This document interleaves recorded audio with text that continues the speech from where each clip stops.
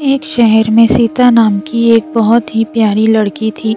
सीता बहुत बुद्धिमान थी और वे अपने पैरों से अपाहिज थी। सीता रोज़ सपना देखती थी कि वे नाच रही हैं, दौड़ रही हैं, लेकिन जब वे उठती हैं तो उसे अपने अपाहिज होने की बहुत दुख होता।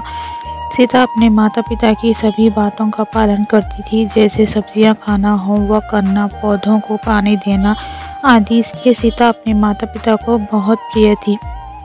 माता पिता सीता को बहुत खुश रखना चाहते थे, इसलिए कभी सीता को समुद्र तट पर तो कभी पार्क में ले जाते हैं। लेकिन सीता खुश नहीं थी, क्योंकि सीता का कोई दोस्त नहीं था।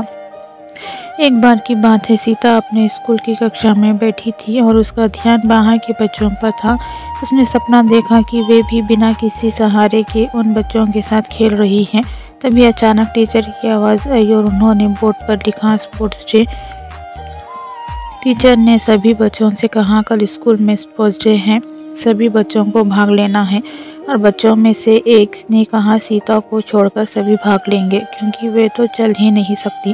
टीचर ने कहा, बच्चे ऐसा नहीं बोलते, चलो सीता से क्षमा मांगो। और उस बच्चे ने सीता से माफ़ी मांगी और सीता ने उसे माफ़ कर दिया। स्कूल ख़त्म हो गया था और सीता उदास होकर स्कूल के बाहर एक पेड़ के सामने बैठ गई। आसपास कोई नहीं था। दुखी सीता फूट फूट कर रोने लगी। तभी अचानक उसे एक आवाज़ सुनाई दी। वह इधर उधर देखने लगी, पर उसे कोई नज़र नहीं आया।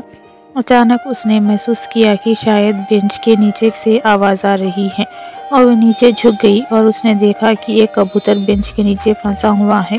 सीता ने कहा, तो तुम यहाँ हो, शायद तुम उस घोंसले से गिर गए हो और यहाँ फंस गए हो। चलो मैं तुम्हारी मदद कर देती हूँ।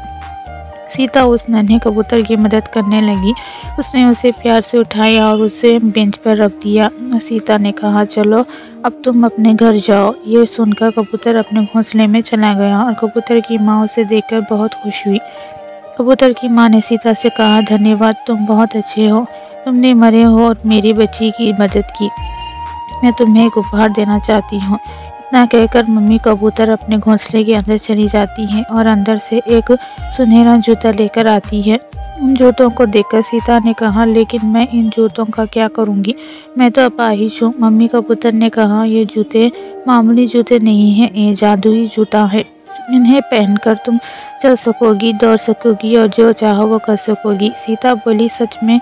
सीता के पैरों में ये जादुई जूते पहनते ही वे सच में चलने लगी, जिसे देख वे बहुत खुश हो गई।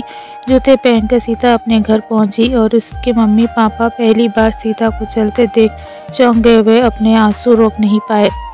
सीता बोली, मैं अब चल सकती हूँ।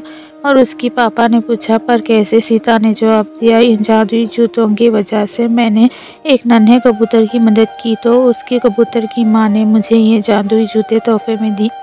अगले दिन सीता स्पोर्ट्स डे में भाग लेने के लिए गई तो सभी लोग सीता को देखकर चौंक गए। सीता ने रेस में भाग लिया और जादुई जूतों के कारण वे जीत गई। मम्मी कबूतर की जादुई तोहफा, जादुई जूते सीता के जीवन का सबसे बड़ा उपहार था। उसके बाद सीता कभी नहीं रुकी, वे भागती नाचती, वे भी बिना किसी की मदद से। अब सीता अक्सर मम्मी कबूतर और उसके बच्चों से मिलने आया करती है। सीता ने कहा, आपके दिए हुए जादुई जूते ने मेरी ज़िंदगी बदल दी। अब मैं बिना किसी के सहारे चल सकती हूँ। अब सीता का हर सपना सच हो गया था और सीता खुशी खुशी अपने जीवन बिताने लगी। इस कहानी से हमें ये सीख मिलती है कि दूसरों की मदद करने से खुद की मदद होती है। यानी बच्चों, इस कहानी को पढ़कर आप उन सभी की मदद करें जिन्हें मदद की बहुत ज़रूरत है, और किसी को मुसीबत में देखकर कभी नहीं भागना चाहिए।